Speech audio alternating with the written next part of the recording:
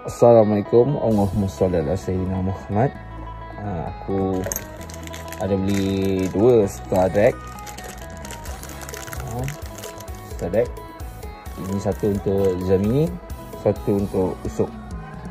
Okey, aku tukar Zamini Usop dulu. Okay, let's go guys. Okey, ni di dalam Usop. Ni star deck kan. Ni dah servis kotak mesin. Okey, jom kita buka bidon Usop. Kau buka skru bunga ni dulu. Suka coklat-coklat. Kita washer ni. Okey, buka washer. Kau ambil sepanjang 10. Buka ikut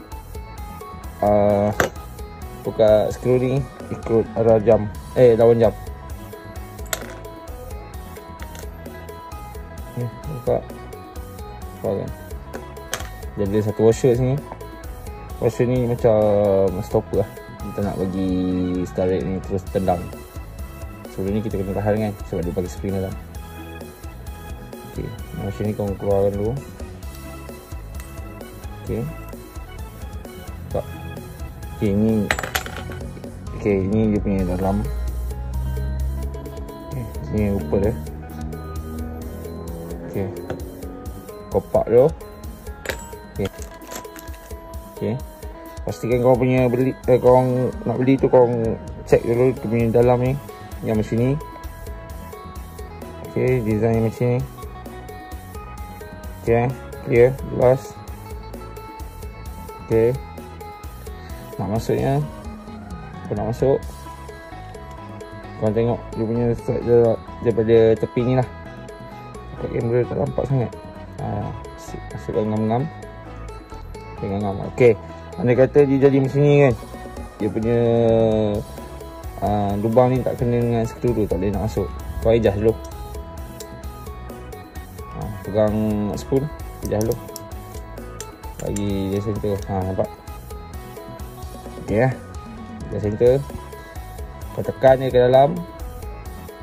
Tekan. Lepas tu kau tahan. Jangan bagi dia keluar. Ambil washer ni tadi.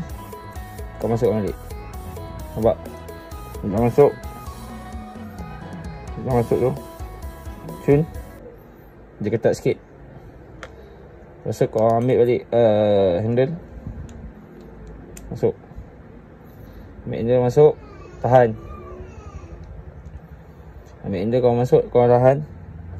Lepas tu kau ambil nut. Ikat balik. Return balik daripada step yang kau buka tu.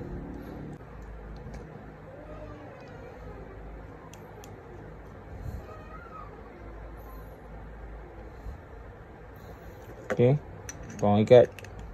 Dah masuk tu kau ikat. Okey, cun. Dah ngam lubang dia. Kau ambil balik skru kecil dia ni. Kau ikat balik. Okey, dah masuk kau try. Dah siap. Clicker dia ngam.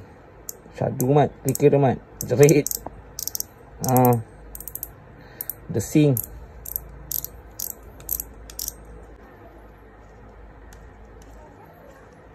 Ni ya. Settle. Tengok saya pipi. Mantap. Di depan. Cun.